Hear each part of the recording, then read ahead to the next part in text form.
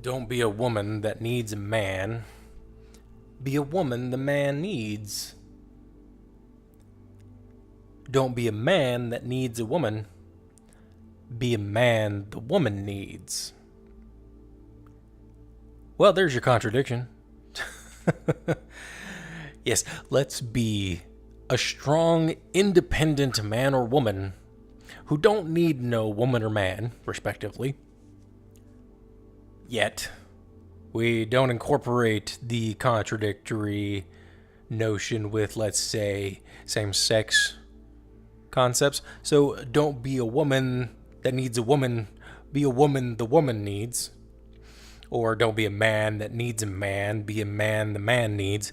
It doesn't sell as well. It doesn't sound as sexy or confident enough, I guess. And that's one of the things that I find fascinating about this self-empowerment thing. You don't need these self-platitudes to be more confident and more capable in you. All you need is for you to be awesome and continue to try to be the awesome person that you want to become. You know, the advice, be yourself, has never been good advice. It's a worthless platitude. It really is. Because if you need that advice, if people are giving it to you, the chances are that those people don't know who you are. Because, well, they're just telling you to be yourself.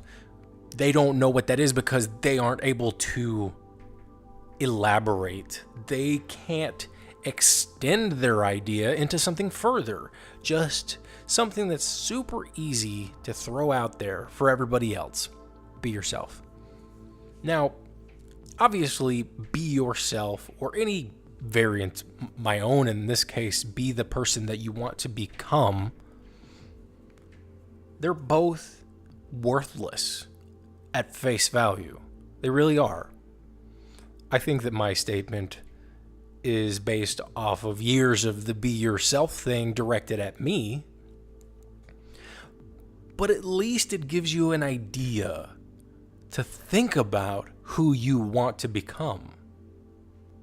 You know, you can't become the person in the future if you don't take the steps to go that direction. If you don't know that you want to become rich, or granted, if you are told, you should just be you, whoever you happen to be. Well, if you're some poor person who has low confidence and can't talk to women and are overweight and you want to change all these things, but these are who you are, then how can you change those things? That's the true meaning of all of this. It's not about maintaining whatever it is that you've got going on, but the statement, be yourself, basically says that. Now, what you really should do is look at the things that you need to change in you. Look at the things that need to stay the same. Of course, I've said this before. Take inventory of your life, figure out what you need to change, and figure out what needs to stay the same. Sometimes what needs to stay the same will change, and those times are the hard times, because what happens is you're like, well, this part of me was this thing that I kept around for a long time, but now I think I need to change it. Is that right? Should I do that? Well, take me for example. I am slowly removing video games from my life. And that's weird for me. I've been playing video games since I was 8. That's 26 years. Some of the people who may be listening to this podcast, I guess it's a podcast now, I don't know, whatever, aren't that old. Yet I've been playing games for that long. And there are people who've been playing games for longer than I've been alive. Granted, not many, because gamings haven't really been around that much longer than me. So, and, you know, because they weren't exactly prolific like they are now, it was harder for people to get their hands on it. But I think ultimately these ideas that it's like, sure, if you need to hype yourself up for something, I guess that works. But I would say try to be logical about it. Try to be smart about it. Really. If what you're saying can be easily twisted, like the beginning, like I said, don't be a woman that needs a man, be a woman that the man needs, and don't be a man that needs a woman, be a man the woman needs, then you're not really saying anything. If anything, you're trying to make it seem all about you,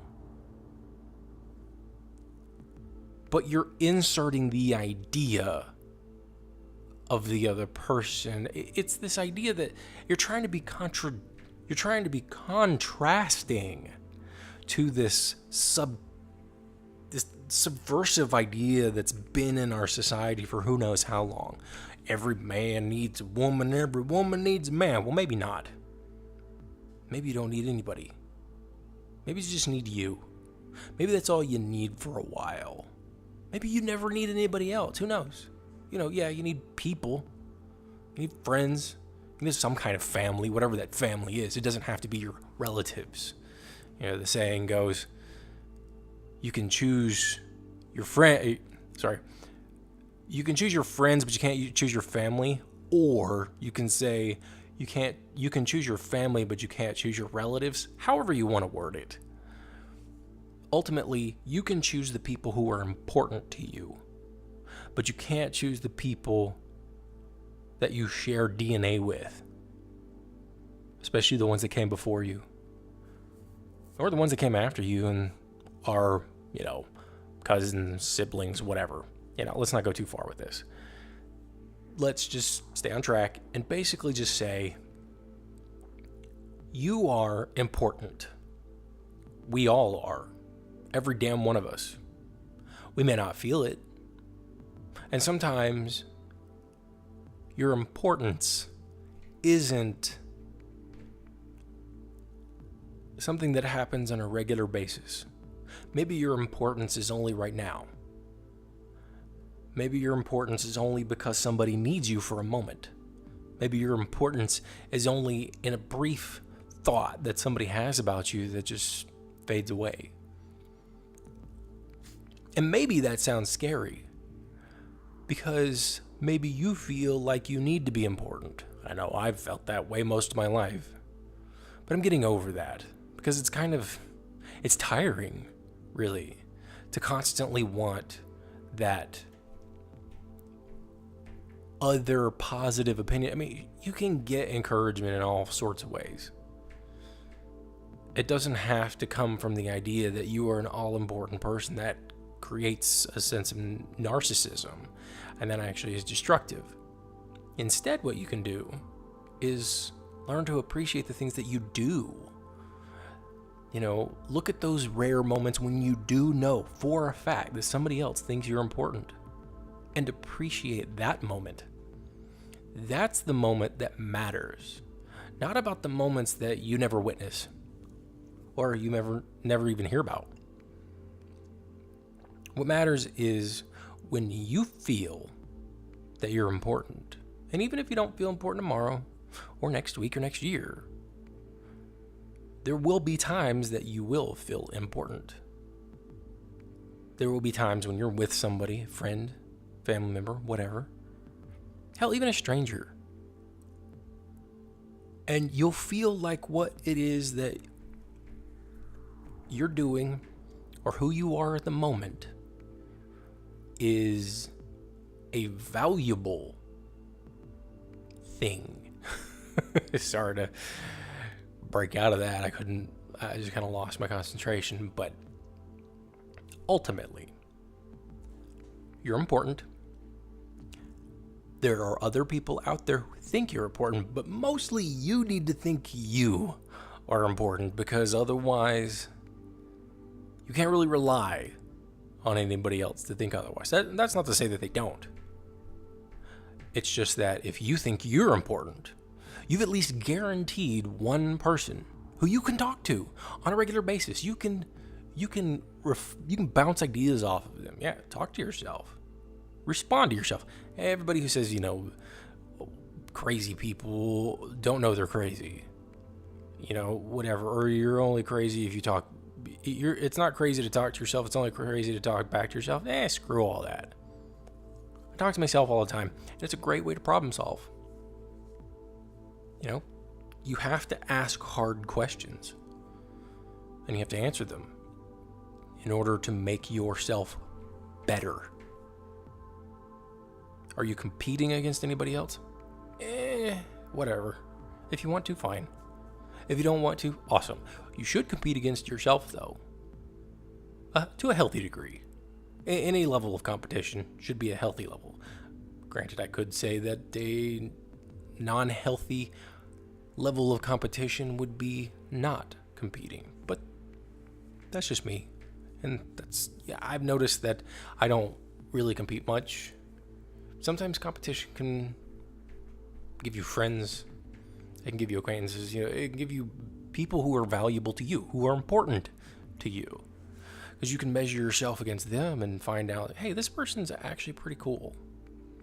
I like what they do. And by competing with them, you can help them to better yourself and empower yourself to improve who you are.